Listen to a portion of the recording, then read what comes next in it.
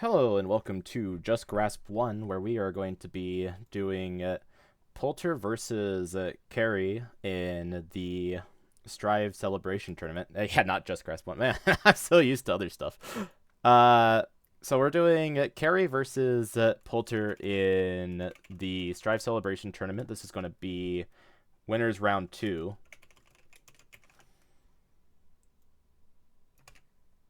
And I'm just updating everything because this is all wrong. And there's round 2. Strive Celebration.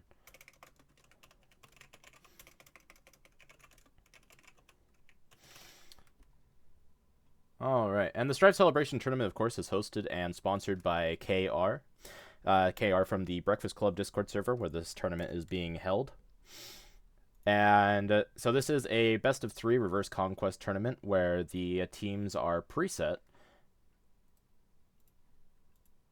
Let's see if I can get back to my stuff here. It's so good. Let's see if I can get back. Alright, this is all done in a little bit of a hurry here, so.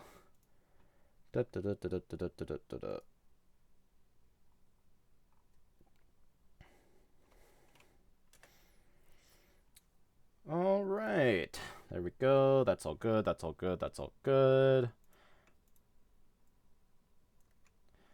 Top-down view, good. Recording, good. Streaming, good.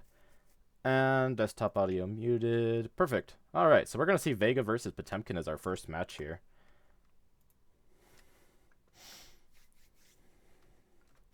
And so Vega's still a character that's a little bit off to me because season 3 is still my least experienced season.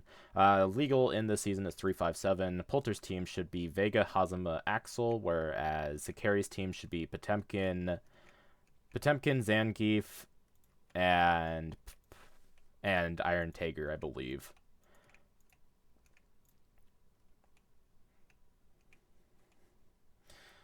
So we're gonna see Potemkin versus Vega up first.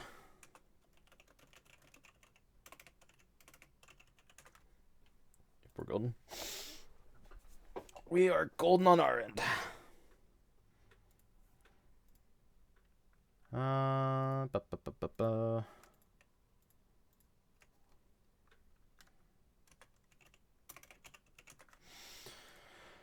Alright, so we're going to go ahead and see the coin flip here. It looks like we're going to see Polter end up going first on the Vega. Vega, of course, getting a lot of bonuses from being in the corner. I believe they get a hefty bonus on front side of just 2 power. I believe on back side it's 3 power and 1 speed.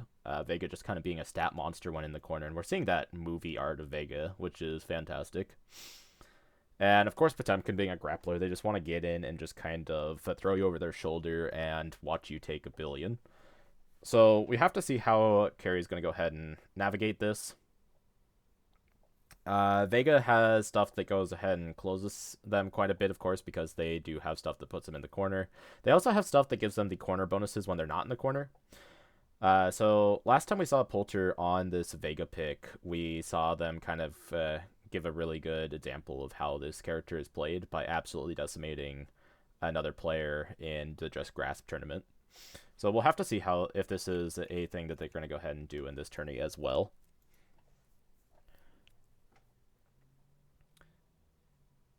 So starting off at range 4, Potemkin, of course, not being known for having a good amount of openers. Their openers are usually going to be a dive, hammer fall, and then slide head if they're feeling spicy. If this is going to be a strike, we might just see Vega just lie in anticipation for whatever Potemkin might do here.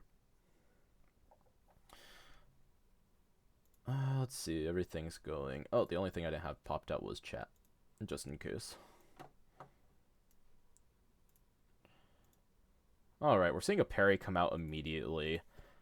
Not really sure what the parry was of, but we do know that it was coming, or that it did come out.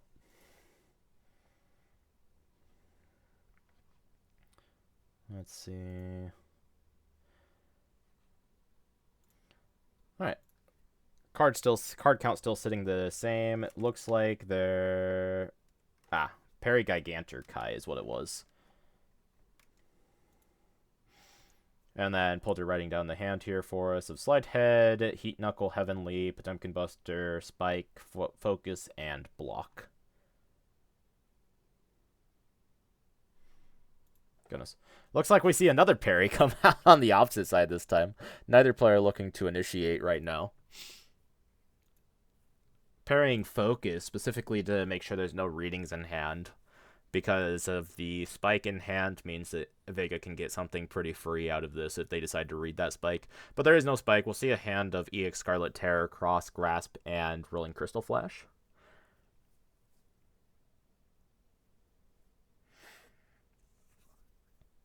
We see a Fierce get boosted from Vega.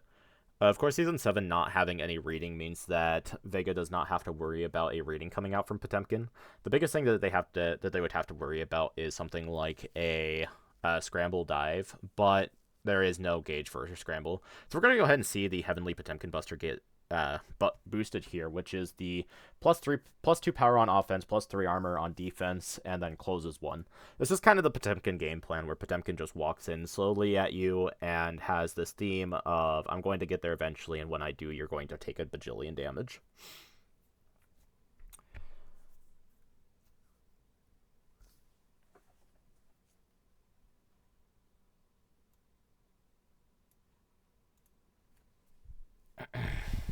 I should really get rid of my top menu here. I'm not going to mess with it.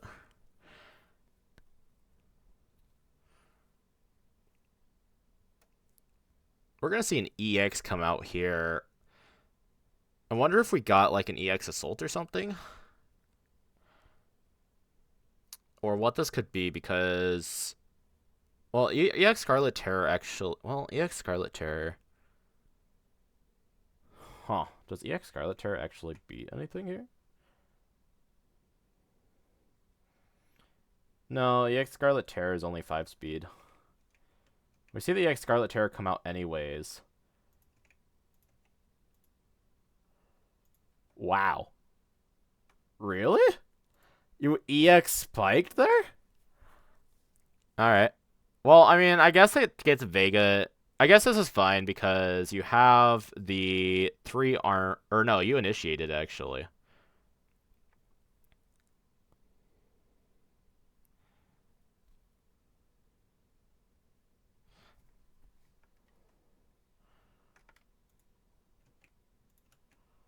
Wait, wasn't that an initiate?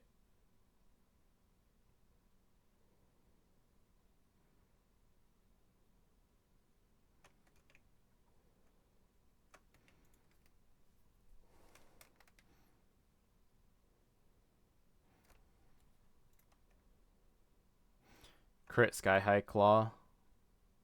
4, 5, 6, 7, 8. Yeah, that breaks the focus. I'm pretty sure that the initiate was on the Potemkin side for that Burly Heart, but they're kind of playing fast.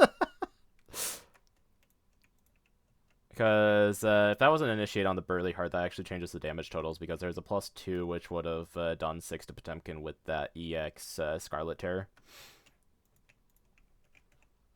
Which I'm pretty sure is correct, but I'm not 100% on the nose with it.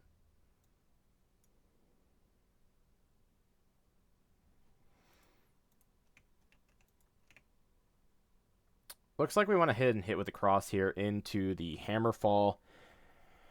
I mean, the main problem with this is, yeah, Potemkin's at range 1, but Vega has +2 power. He just has permanent Fierce on all of the specials and ultras right now, which is incredibly scary for Potemkin. Oh, we just wall leap out. We just... Oh, no, it's so depressing for Potemkin. I'm guessing Vega didn't have a bunch in hand they wanted to contest Potemkin with, so they just went ahead and boosted the Flying Barcelona attack to just kind of do stuff like this. See the Gigantica get parried now out of the hand. We're seeing a Scramble just get boosted raw. Not really sure what this is for, unless they're really kind of hoping that they're going to get a Rolling Crystal Strike or a Flying Barcelona out of this Scramble. Just grasping the slide head, sure.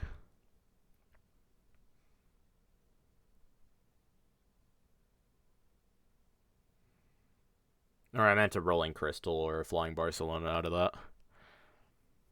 Which is fine. We get rid of a cross, we get rid of grasp, alright.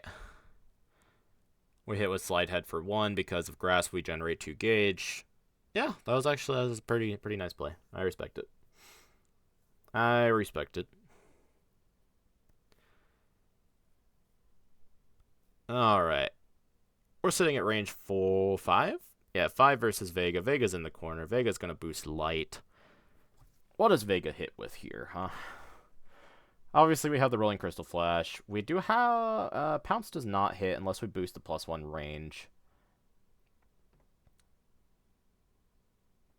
Flying Barcelona does hit. We don't have any more Scarlet Terror. Splendid Claw also hits, though. Splendid Claw is probably the scariest thing to get hit by here, specifically because of making Potemkin discard their hand. It's not the whole hand, obviously, but... Yeah, and then Bloody High Claw doesn't hit.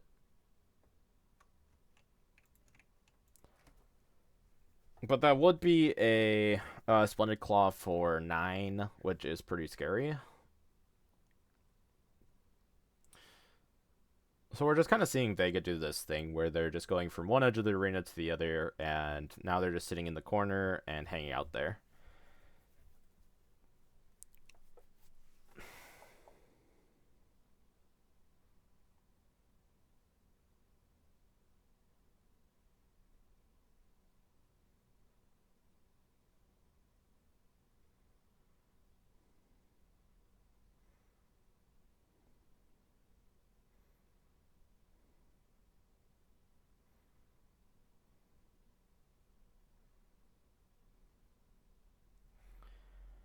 With the light in play, Potemkin's just, yeah, chilling out here, it looks like. I mean, eventually Vega's just going to boost enough until they decide that they want to strike, and then just absolutely annihilate Potemkin. Potemkin just kind of needs to get back in somehow. Gigantor, I believe, is only 2 to 4, though, if they did draw the other Gigantor Kai, which is kind of unfortunate. Hammerfall also only hits at 4. We just have a lot of options that only hit at 4. The only thing that really hits here is Slide Head. So we still need to get in at least 1 more to start hitting with things. I think 2 more would be a bit more ideal, because then we can start playing stuff like Assault. The light is a little bit scary, though, so we do want to kind of get these dives into our hands so we can tech that. Either that or just strike with something like a block to poor man's tech it.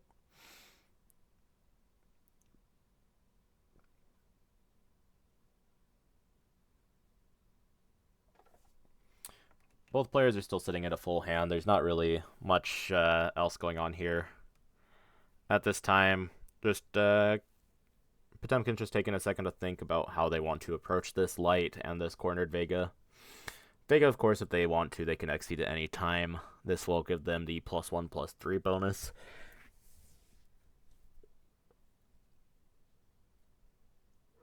They could also just play their ultras, because their ultras are also just fine. Especially like we were saying before, the Splendid Claw and the discard, the 3 cards that ran, or the 3 cards is pretty scary. I think we just saw a pull 2. Yeah, we just saw a pull 2.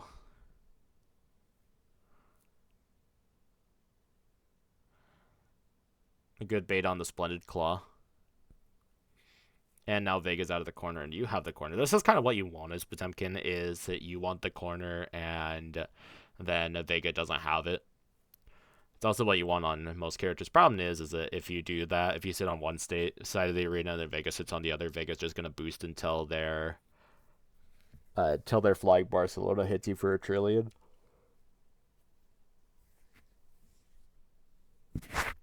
But I think right now, yeah, we're just going to Assault. Makes sense. Looks like Vega's just going to Brawl at this point. Vega's running out of deck.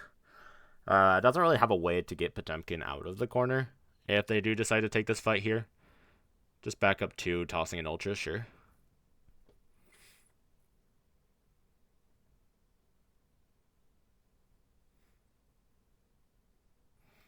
Players just kind of back to this prep war.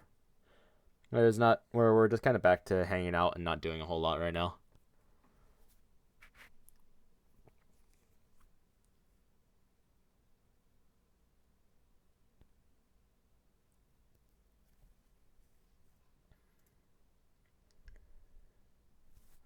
We're going to see a sweep into a focus come out. The infamous range 3 sweep, which will make the focus miss. Gets rid of the other Sky High Claw.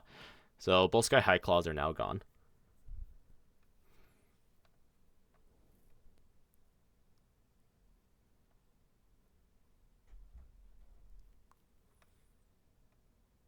See another strike come out from Vega here.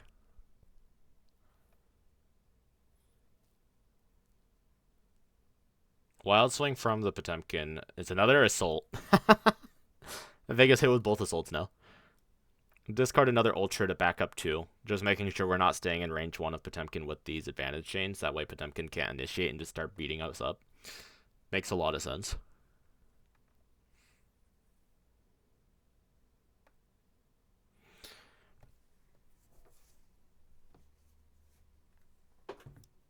Back up even farther, going to range 5.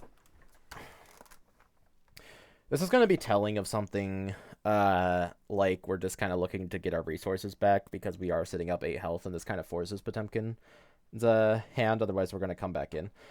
Vega's just kind of doing this dance right now around Potemkin where Pot has the corner where they don't want Vega to be. They're taking up this corner, but Vega also knows that Pot can't hit them at certain ranges, especially at range 5. So they're just kind of dancing around Pot, which is definitely the right play to do.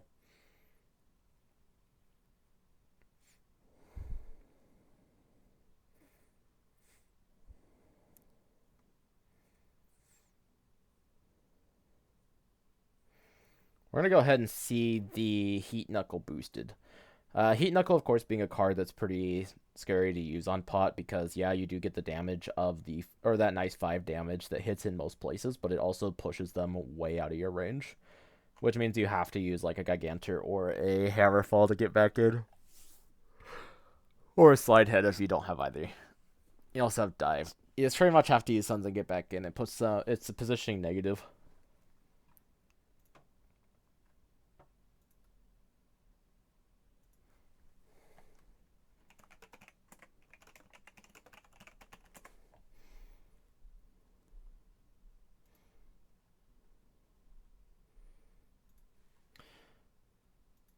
Alright. It looks like we're seeing another boost come out from Potemkin in Huge, getting the plus 0 to 1 range, which makes a lot of sense.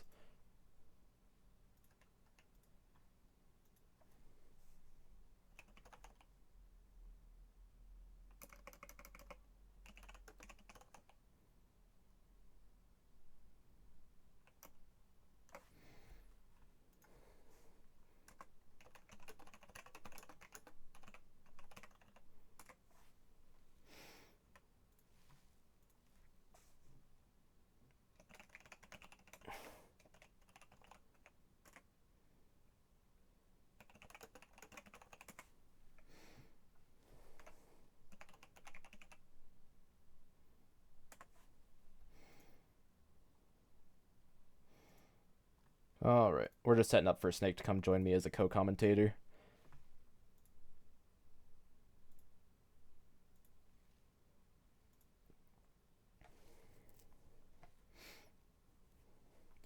Seeing another boost coming out for Potemkin in that of Steadfast, which is giving plus 1 speed on initiate and plus 4 guard on defense.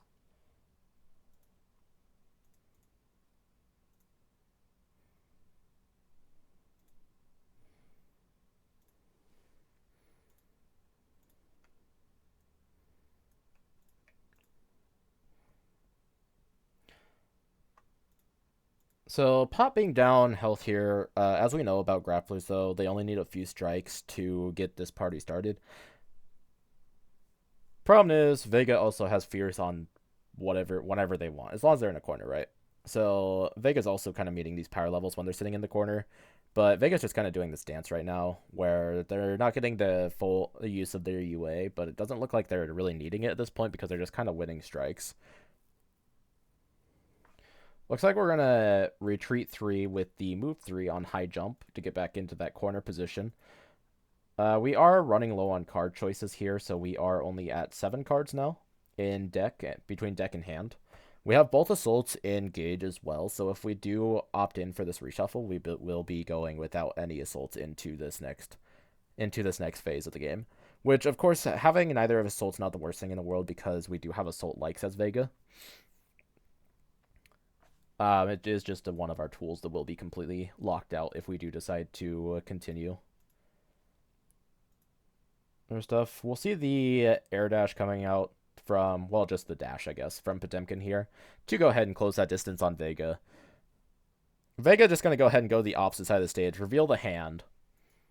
So we're going to see a hand of EX Spike, EX Dive, and EX Pounce. What a hand. What a hand. That's a pretty wild hand.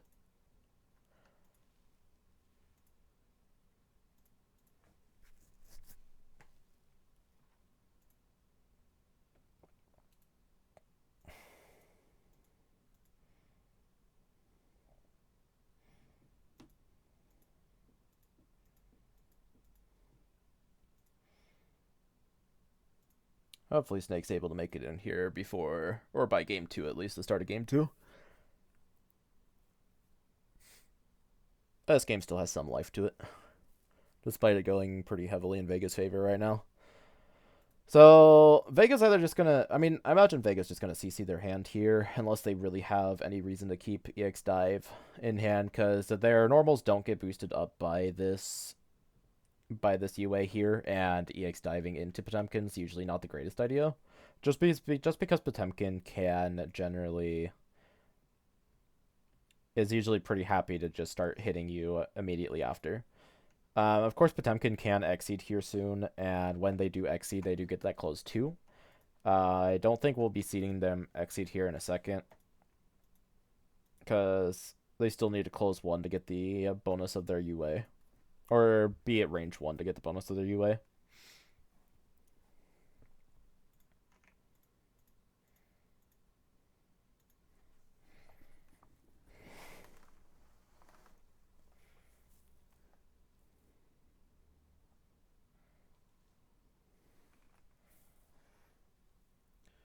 We're going to see a tech come out, though.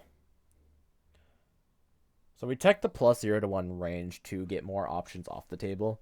So we have locked in the deck, which means EX Assault is completely off the table. We still have we have a single dive that went back into the deck before the reshuffle happened, and we have EX Spike and EX Pounce. The only thing being off the table now is the Ultras, because the Ultras cost 3 each. And then, of course, EX Assault is not going to be on the table for the rest of the match since it is already in the gauge. It's still in the gauge as the reshuffle happened.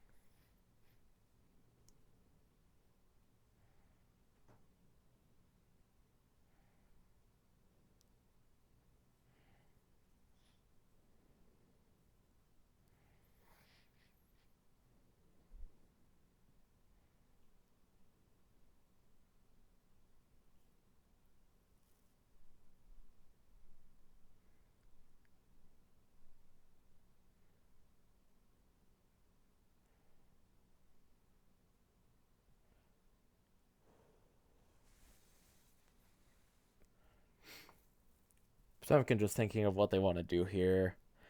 Problem is, Potemkin needs to get back in. That's the main thing. And we also know that if they just decide to strike and then we get something like the... this is just pretty hard to strike into, I think, to be honest. I mean, all of this stuff hits here except for Spike. That is the only thing we're not worried about. We're not worried about the Spike right now. Everything else is pretty horrifying. Well, I guess not completely. I mean, we can bait any of it, I suppose. But it's kind of hard, because Pounce is just super duper duper safe right now. Like, you don't even need EX pounce.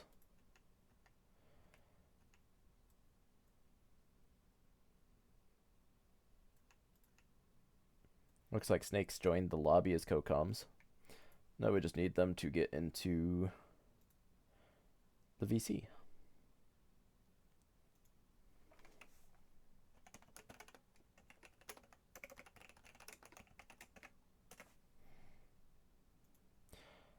Alright, perfect. Alright, so it looks like Snake has made it into here to join as my co-commentator at the end of Game 1 here. And then, of course, we'll have Game 2 and potentially Game 3. Hi, Snake. Hello. How's it going? It's going. We just saw the reshuffle from Polter here on the Vega. So Okay. we're down EX Assault. The reason the hand's revealed behind Vega is because that was the hand that was available at the time of reshuffle. Mm-hmm. Gotcha. Cool. And I see Polter's got the skin Yep, for Vega going. Polter's got the skin power up. Yeah. Pretty good. Alright. And Burly Heart boosted now, so we're putting it back into Vega's turn. Vega, with the mostly known hand, has the EX spike still. Main question is, I don't remember how many of what Potemkin has. Because if Potemkin has Assault or the... what's the other card called? Mega Fist, then they're not too worried about this EX spike. But if they don't have either, they're pretty worried about this EX spike. Because it just kind of kills most of their stuff. Right. Oh, they also have Steadfast in hand, so that also makes their options a little bit better if they have any Hammer Falls. Now that also beats EX Spike on offense. Let's see what Polter... Because Polter's definitely been keeping track of what we have. Either that or they can just check the discard. Mm-hmm. And it's Polter's turn right now? Yeah, it should be Polter's turn right now. I think they're just debating whether they just want to let the EX Spike rip or not. I mean, they have such a life lead that they can, but the problem is if the EX Spike whiffs, then Potemkin's just going to come in and land something. Right.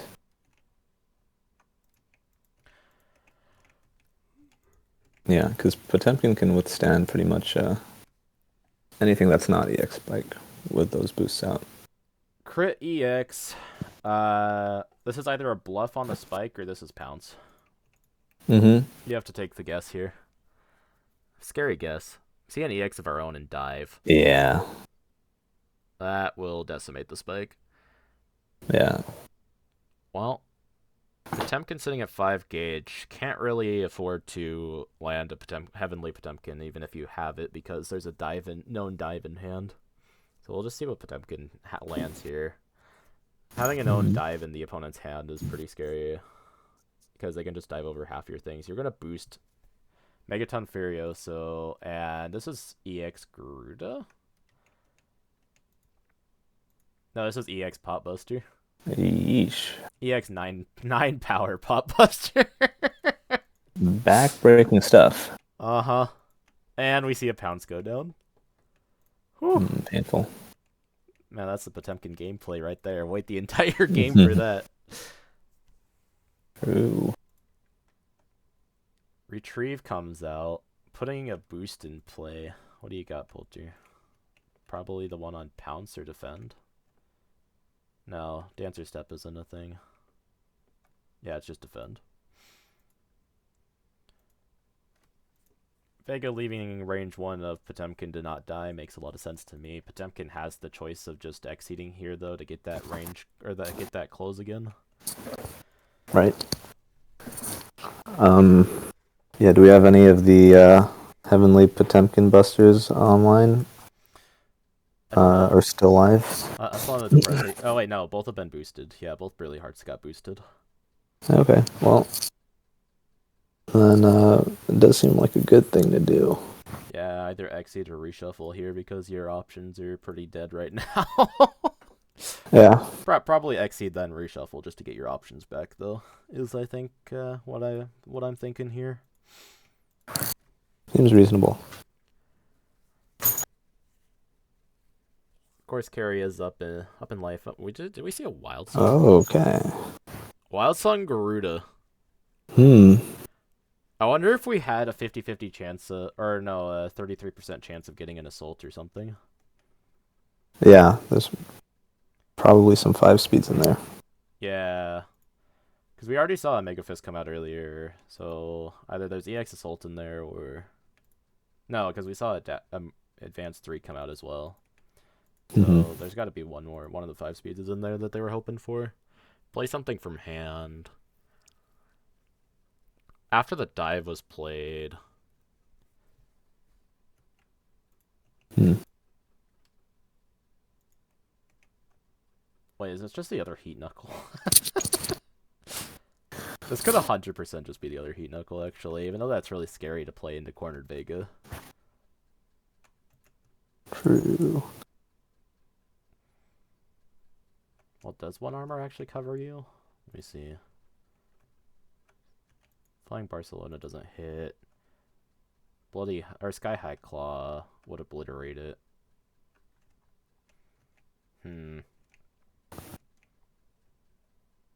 Actually, no. Sky High Claw is actually slower than Garuda.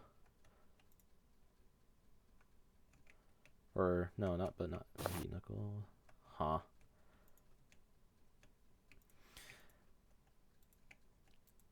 Well, Polter doing some crazy math here. Plays the grasp into the other grasp. Okay. Oh, and moving. Oh, yeah, out of the corner. I guess that makes sense. Yeah, tossing Vega out of the corner, making sure that they don't get the corner power bonus. I think that's probably the scariest thing is when Vega's in the corner. Because as pot you want to be at range 1, but when Vega's at range 1 and then in the corner, he's also breaking most of your stuff, so you're kind of sad. Right. Okay. Here comes the high jump backwards again. Which means the only thing we're really banking on right now is the other flying Barcelona. Right. Potemkin Exceed. Or spending force to get in. This is 5 force here. 4 force. CC? We have no hand. Could be, yeah, change cards.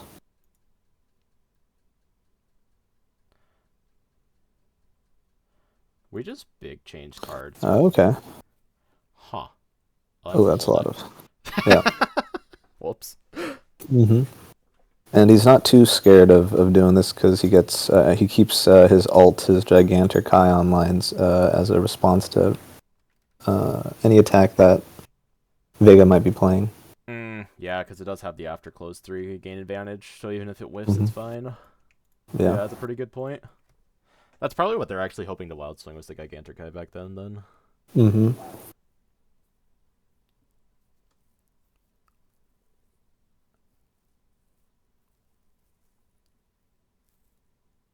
Now we boost Burly Hair. Now we're in range of hitting the Gigantic Eye.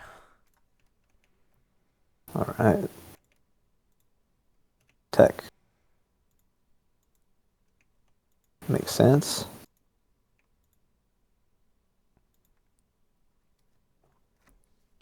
Check it, pull to scramble. Okay. Payment. What EX is this? Heat Knuckle? There's a Heat Knuckle in hand. Folter thinking of critting? Yes, critting. Oh. That kills. 100%. Yeah. Mm-hmm. Pushes and then gets pulled. Yeah. Dang. Alright, so is that game 1? That was game 1. I'm 99% sure there was a rules mistake way earlier on that I need to go back and check, though. Oh, there was a situation where Burly Heart was boosted, and I think the armor was applied instead of the power on a EX Spike Initiate by Potemkin. Oh. But I didn't say anything because I wasn't 100% sure. I see. Well, hopefully with 2 of us. It actually wouldn't have changed the outcome, though, because it would have just left it... Because Potemkin would just be at 1 HP. It would only change the mentality of the players, probably. Mentality is everything. True. But we won't let anything like that slip with 4 eyes on the games now. True. Although I've missed me and Donut have missed more things than we can count. So. Y'all are distracting each other probably. Uh-huh.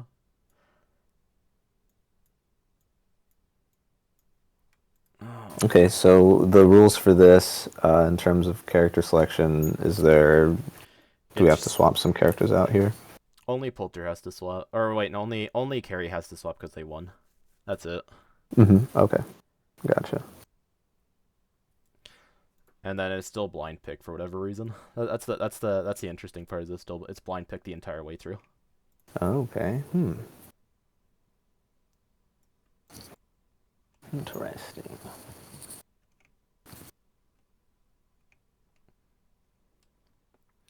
So Duncan's no longer usable. Carry has Iron Tager and I think they're running Geef. Yeah, they're running Geef and Tager that they can still turn to. Polter has Axel, Hazama, and Vega still available.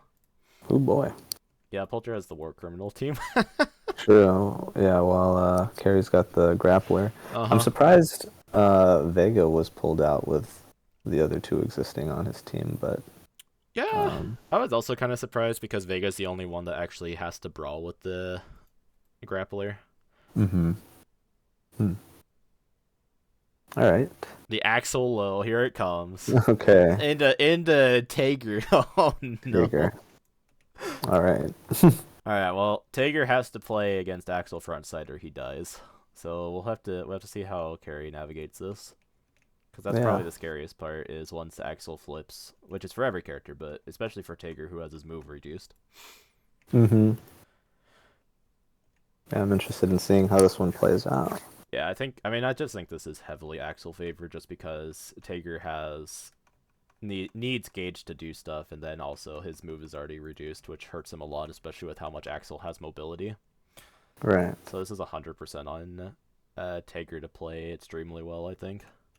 Yeah, what are some key specials or tools that Tager has that could maybe uh, give him a little bit of a leg up in this matchup?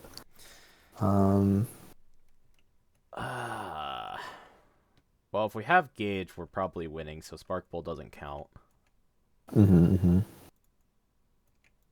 Do we Yeah. have clothes on this character? I don't think we do. I think we just have stats. We're probably not landing a Genesis Emerald, even though we'd like to. So we're probably Hey, running Charge in as much as humanly possible. right.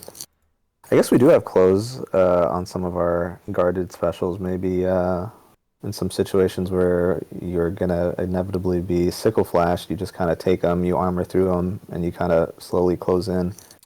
Yeah, that's probably what we'll see. I think we'll also. I wonder if we're also going to see any Atomic Colliders played, because Axel can stun those out pretty Oh, there's handily. one. All right, so first strike, we do see an atomic collider, but it does get stunned out by rainwater, Mm-hmm. Axel's rainwater, which is unfortunate for Tager. And now it starts. Mm-hmm. Yeah, I mean, Rainwater's just super safe to play there because Tager doesn't have anything that beats it. They would absolutely 100% have had to draw EX Dive. That's the only thing Yeah. that would actually beat it. Even if they drew an EX Atomic Collider, it's whatever. Here comes the Spike and the Oh, Crimson Punisher. and so that's the situation that we were talking about where Kerry probably thought it was just a sickle flash trying to close in while armoring through, but unfortunately it was a spike. Not what he expected. Here comes the close 2 and Strike, though. With an EX, this could be good for Tager. It's probably EX Assault, right? No, it's EX. EX Sweep! Oh, Whew! that's good. Gets Not rid of the Winter oh, Madness. yeah, still trades because Axel's Axel. Yep. But yeah, Winter Madness going down is pretty good. Yeah, getting rid of that boost especially. Mm-hmm. And here comes the Exceed. All right. Well, that was a short-lived. Yeah, we don't get to play the game anymore. And the weakness is gone. Uh-huh. All right, Axel, how you kicking it off? I mean, I imagine it's probably just gonna spam. No, here comes the sweep into the sledgehammer. Sledgehammer does close one. Yeah. Gets rid of the dive. The advanced 2 dive. Mm-hmm. Here comes the spike into the snail. Yep. Back to Axel. Probably just gonna throw out a sickle flash. Mm-hmm. No, yeah, Zero's out Polter's of been going focus. slow. The range 4 focus. Yep, Taker opts to take 0. and no sickle flashes. The block into the cross. Opts to take 0 damage again. Mm-hmm. Advances 2 off his own cross. Because you can't do 3 with Taker. Nope. Well, one dog's on the run is down, which is nice, though, actually. And one March of the Wicked King's down, so this isn't terrible. Comes the Axle Bomber, specifically to get out of the corner. Mm-hmm. That only advances 2. Wait, wasn't, Yeah, Axel was cornered, so it advances to the other side of Tager. range 1 on the other side, right? Yeah.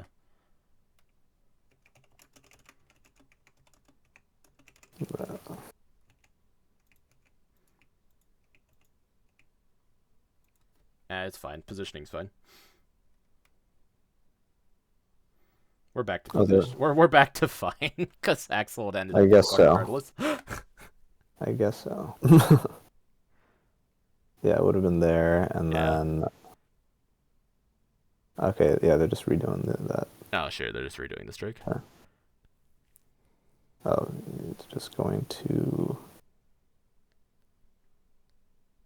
Yeah. I'll just Okay, take CC. change cards. Wild swing. Well, Hoping for something good. yeah, Into you the got good block. options. Not what you're looking for. That's not it. I think Carrie's just kind of accepted that Tager loses this matchup horribly. Yeah, I mean, if could have been something big True. Yeah. like that. The Magna Techno wheel. I mean, you have to Oh, validate this actually. yeah. Spend 4 gauge here. Close 1 on Magna Techna. Take 2. Deal 8. That's something we needed. Problem is, we're at 3 health. Yeah. But we're Tager, so we have some armored options. True. A lot of them were used early to respond to sickle flashes that were not sickle flashes, but Yeah. Taker staying at range 1 as they should. Not opting to use the gauge for the pull 2. Mm-hmm. Here comes March of the Wicked King. Gonna have to use that gauge to pull 2 here in a second. Yeah. Disgusting. Polter has to discard down. Discards block, because block is a bad card that doesn't do damage. Ooh. Reach. Wild swing reach. EX sickle flash. EX grasp. And then spike. That's That's GG. Yep. Yeah, it's I think that one was chalked up to a lot of those early slows that Axel was playing that Carrie thought might have just been the quick sickle flashes, but took too much damage early and then couldn't quite close the gap after. Yeah, that's 100% what happened is Tager played slow, trying to get in, and then it just ended up not being... All of his stuff kept getting stunned out because Polter was playing stuff that won instead of playing the sickle flashes like was to be expected. Mm-hmm. And here comes the Gangster Hazama. Oh, wow. Gangster Hazama and the Give. Yeah, we'll see. Sure mutant, I'm terrified, chilled to my core. Okay. Now, of course, Season 3 is still my least known season that I always preface every time I see Season 3 with. That's a good season. And Geef is quite a strong character from the season. Yeah, that's what I always see whenever I play against this character and whenever I hear this characters, they're always strong. And we have Hazama wanting to sit at range 3, but then you have stuff like Flying Power Bomb that exists that makes Hazama's life not fun at range 3. True. Yeah. Yeah. Hazama's got some specials to deal with that, but... Oh, 100%. I mean, Falling Fang deals with it. Mm-hmm. Hunger Coils, depending on the range, can deal with it. Venom Sword Venom deals with it. Sword. hmm Yeah.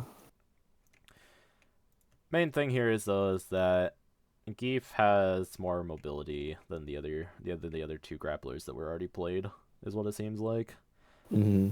And that's a little bit scary for Hazama if Geef can get in on him because Geef still has the power of a grappler. Right. Yeah. Oh, absolutely. Here we come with the dive immediately into the block. Venom Sword's out. Makes sense. Because this way we Mm-hmm. can threaten stuff like the Falling Fang for free. Yep. Geef does have a gauge on the table if they want to crit anything, though. Geef doesn't need to crit. I think it's just a win more button, isn't it? Or not crit. I mean, exceed. Mm-hmm.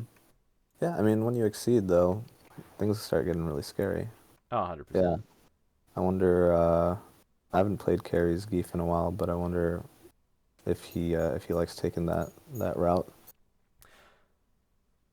I Yeah, mean, this boost is going to help him get there pretty quick if he gets hit. I think this boost is insane. Plus one power hit Very. stun me. That's Ragnar's boost plus. Mm-hmm. And it's not 1/4, so that's a crazy boost. Super armor. Here it comes, the Ouroboros. Here we Maybe. go. Yep, And with 100%. the boost out, it's free. Polter thinking about it. Oh, just moving for free since force costs are reduced. That's Pretty actually much. funny. I forgot about that interaction. Yeah. He gets to be Ryu. He gets to be real, yeah. He just does it again. Makes sense. Geef can't escape from Ryu, even if he's not on the board. Yep. Geef can't escape from Rio. We're alright, well, I mean, we're sitting full hand on either side. Geef trying to close in and not let Hazuma get away, and Hazuma just Ryu actioning their way away. So Mm-hmm. someone's gonna strike here at some point, I think.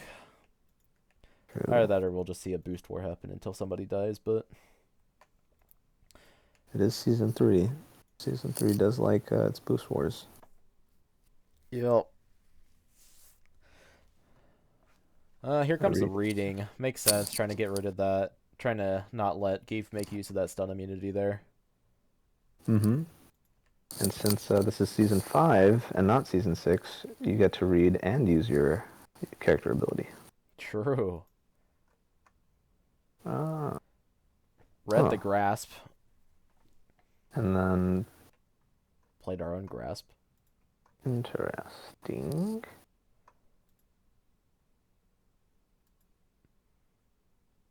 I'm also curious about that, but it's fine.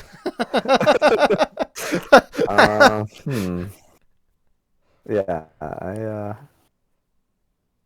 maybe trying to get rid of normal so that he doesn't get red himself, but I don't know. Crossing the focus. Well, speaking of reading, there goes one down. Right. Yeah. Okay.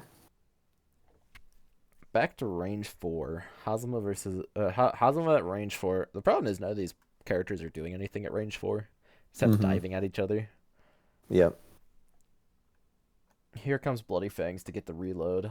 Second key charge for Geef. Does Geef Okay, have yeah, any build him. ultras that hit here? No. No. But we're almost to the Atomic Buster. Oh yeah. That would be pretty hyped to see. Oh, it'd be hyped to see. I'd feel so bad for Hazama though. I feel like Hazama loses if they get hit by that card. You don't need to feel bad for Hazama. Oh yeah, true. Here comes the light, boosting stun immunity again. Because who cares Right. about speed when you have stun immunity? Review.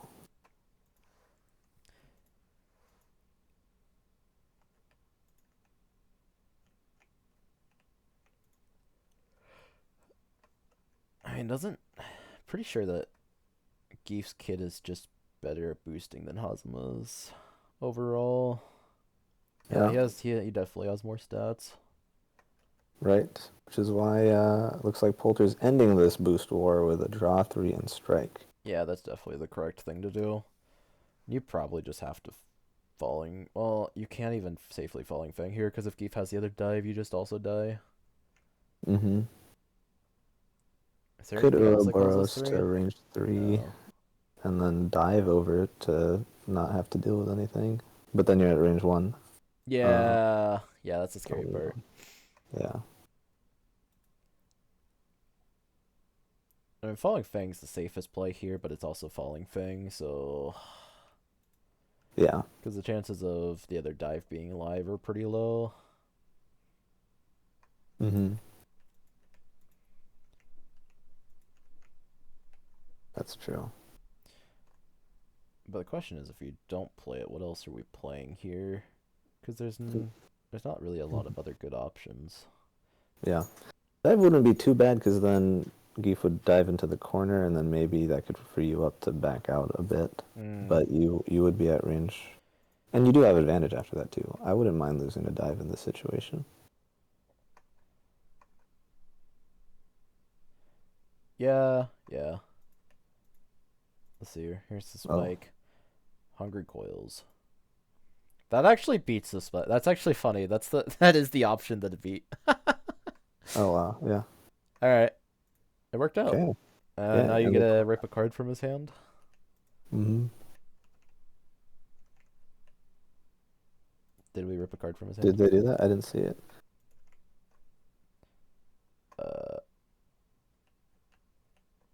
They play fast. Yeah, they play really fast. Or at least they resolve things fast. Well,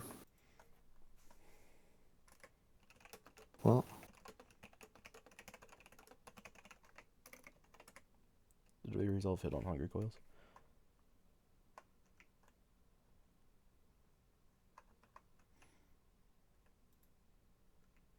No, they did not. right. All right, perfect. Cool. Yeah, they play really, really fast. That's why I missed that one call that one time. Mm-hmm. Mm-hmm. Yeah, I guess not necessarily like they make their decisions quickly. They just once they've made their decisions, they're like, okay, and then this goes there, and that's the part that they do pretty quickly, I think. Yeah. It happens when you play this game for a long time. You just eventually get in the habit, and then you miss a lot of stuff. Yeah, it happens. Right. Mm-hmm. You can also just screw yourself in tournament by missing stuff, though. Yeah. Tournament is that happens more for sure. So Poulter getting the parry on the assault doesn't want Geef to assault in and then follow up with anything, which makes sense. Yeah, I mean, Geef exceeded, so that makes a ton of sense because I also would not want to be +3 power +1 speed crit Mm-hmm. after being advantaged, so no thank you. Here comes the draw 3 strike again. It also might tip off something a little bit about Poulter's hand because maybe he doesn't have Falling Fan to deal with these with assaults. Oh. 6, Okay. 7, 8. Yeah. Oh. Yeah, sweep would Yeah. survive it. So Right. you have to pull enough that he ends up in the other corner. Mm-hmm. So 1, 2, 3. Yeah, you have to do all 5 force. Pretty crazy ultra. Any odd number to force you can do. Yeah. Looks like we're opting for 3 force. Yeah, doesn't want to get rid of some of the options in hand, probably. Yeah, which is fine. I mean, you could just do 3 force, that's whatever. Yeah, I mean, because in this type of matchup, you do need your resources to make sure that Geef does not stay on you, so you don't want to go too crazy. Yeah, I think this plays perfectly fine.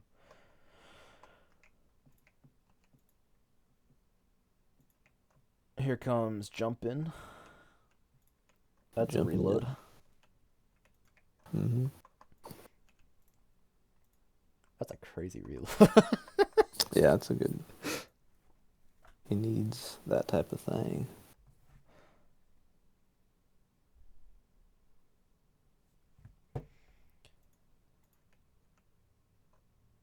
Serpent's redemptioning back to 6. Keeping that distance. Yeah, probably just trying to get our resources back because we're pretty low. Mm-hmm. Siberian Fortitude. Gets to be Ryu again. Wonder if he'll Ryu action away. Yeah. I wouldn't be surprised if we saw that, to be honest. Looks like we're seeing a strike, though. Interesting. Oh, we have free UA, so... True. I wonder what this is. I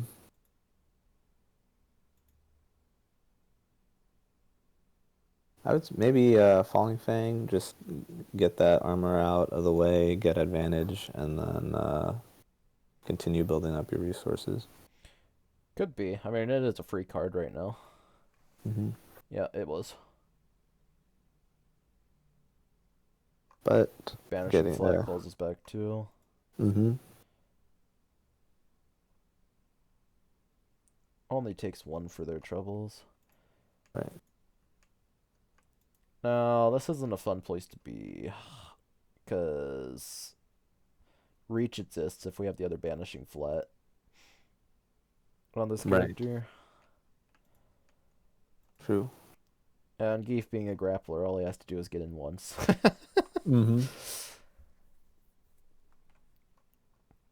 Here comes the Rising Fang to get Serpent's Redemption back on the field. Hmm. I like that. Yeah. Seems like Poulter is valuing that boost in this matchup. It seems like a pretty reasonable thing to center your play around.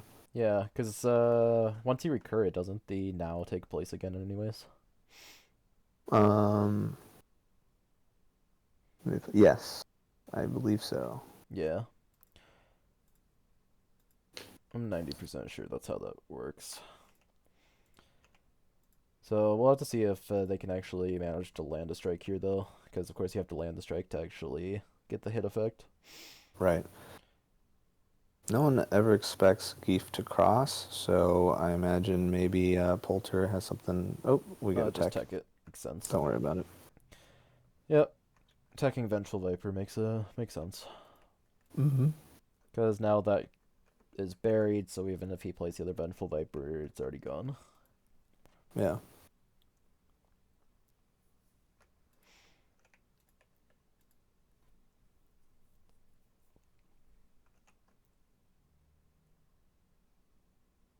Alright, here comes the light.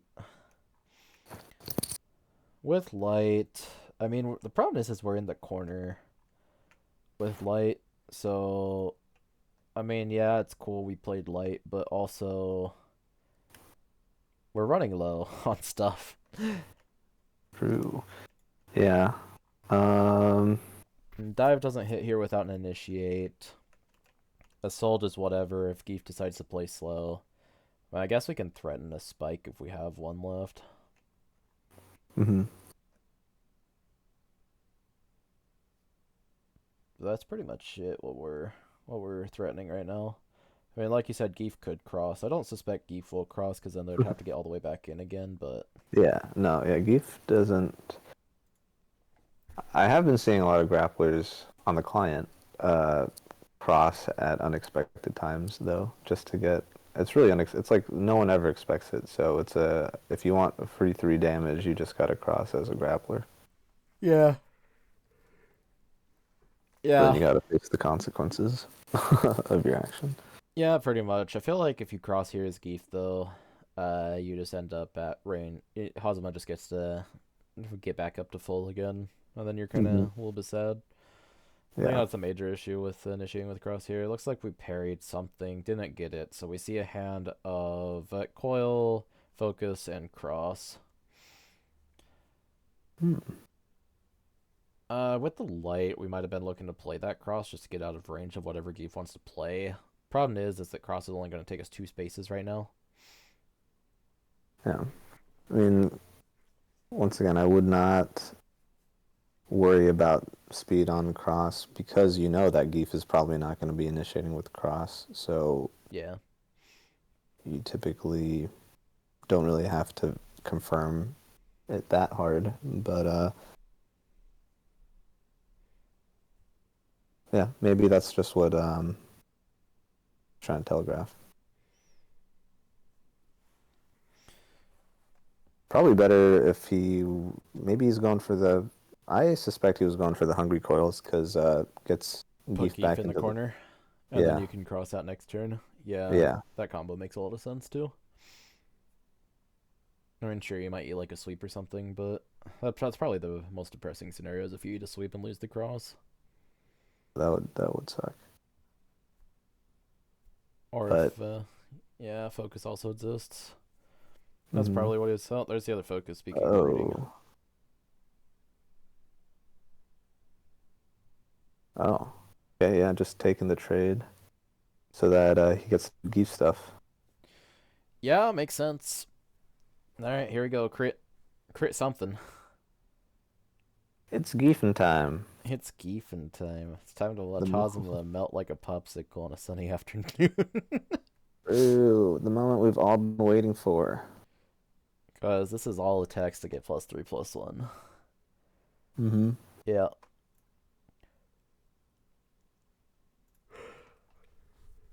Is what, at max 9? Yeah. Yep, max 9 DiMaggio. Yeah, it's pretty horrifying.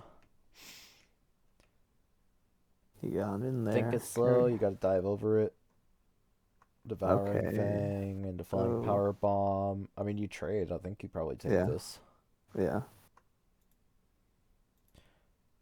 I'm surprised. I guess, I'm also a little bit surprised by the Flying Power Bomb, to be honest. yeah, that's usually used to get in no matter what. Yeah, I exactly. feel like there are a lot of other options.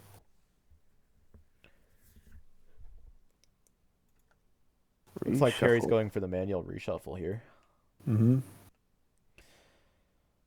Polter down to 6 cards between hand and deck. Polter's also going to need to refresh here soon, unless they also want to just or if they want to get nuked. True.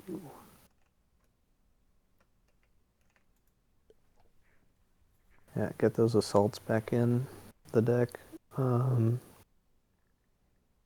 Polter does have the coils live.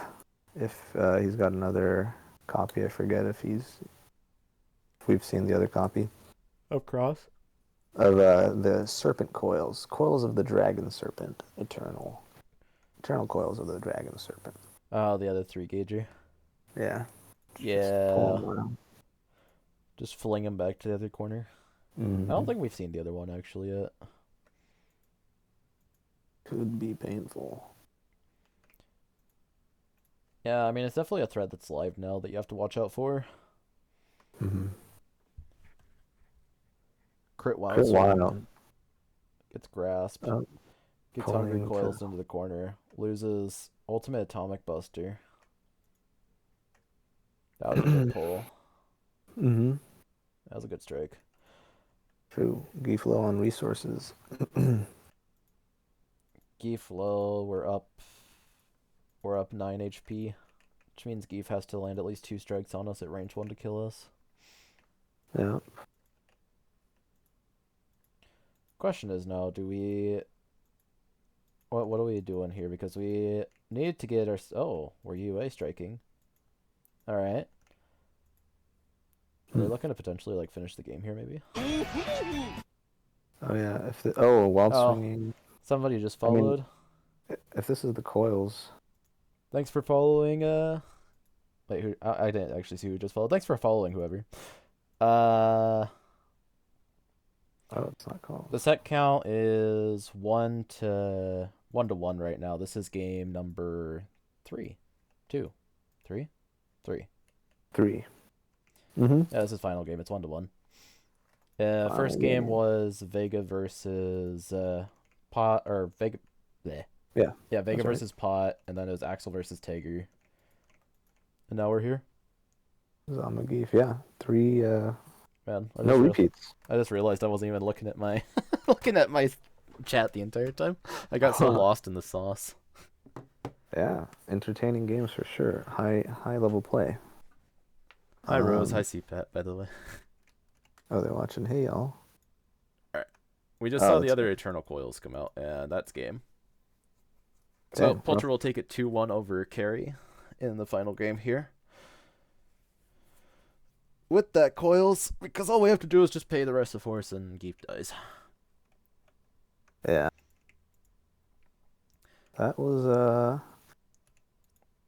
Yeah, it was kind of really scary there for a second when Geef got back or got in and then crit hit for 9, but then I mean he just jumped back out and that was that. We didn't even have to see the yeah. Hazama reshuffle that entire time. They just kind of built their hand for that end game there, which is really nice to see. Yep. Yeah.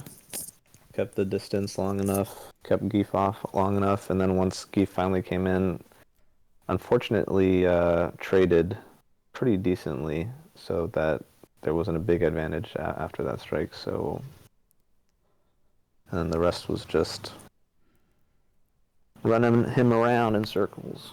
Yep, running around in circles. Also, CPAT apparently let us know in chat that Polter wild swung the grasp in that forever ago play when they came in and red grasp and then wild swung their own grasp. I see. That's what happened. Yeah, I was like, Yeah, I was so confused as well. level. It was a wild swing. Yeah, that makes a lot more sense actually now. I mean, that's like the one thing you don't want to wild swing a Sazuma at range too, so Yeah. it's pretty low chance of that happening.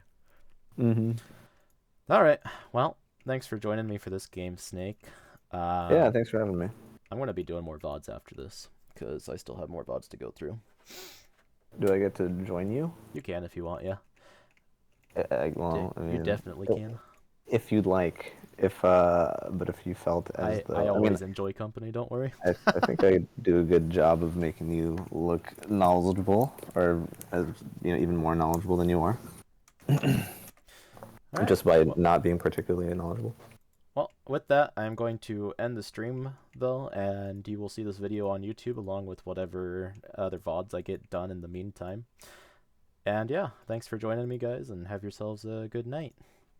Day. Good night.